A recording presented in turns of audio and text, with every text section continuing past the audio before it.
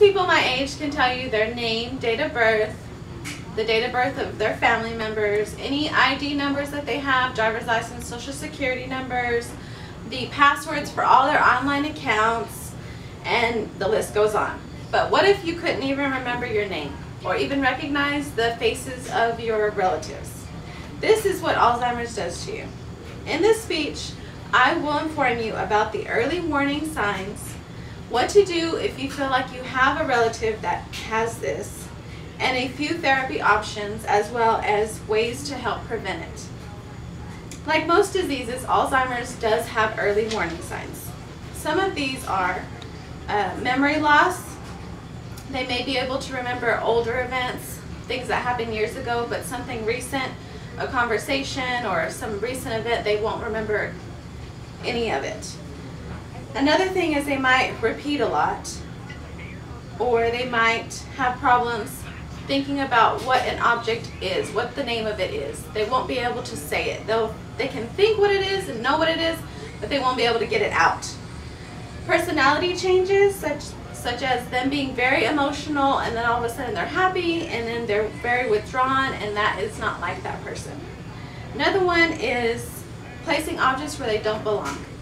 They're placing things in the refrigerator such as keys or pillows or anything like that, and then they're placing stuff that goes in the fridge such as milk in cabinets or other places.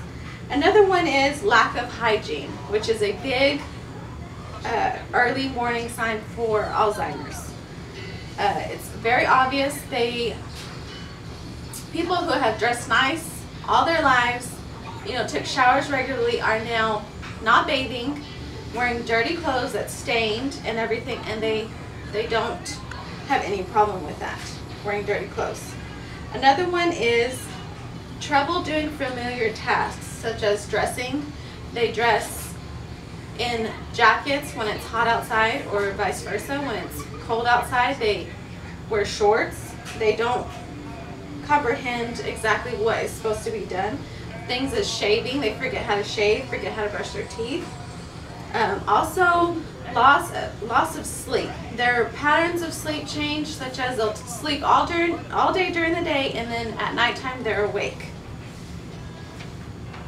There is actually a syndrome that 20% of Alzheimer's patients are affected by, and it's called sundowning or sundown syndrome, which is they experience increased confusion and agitation as the sun starts to go down. They are more forgetful, they're confused, they're agitated, they even become anxious and combative, or they try to wander, which meaning that they try to leave the house and they just want to start walking. They often have trouble sleeping, and they just don't want to be where they are because they're so confused. If you feel that you have a family member that has Alzheimer's or has any of these early signs, you would want to take them to the doctor or a specialist as soon as possible. There is not one test that they can do to tell you yes or no, this is going to work. But there is multiple tests that doctors do in order to try to figure out to see if they do have Alzheimer's.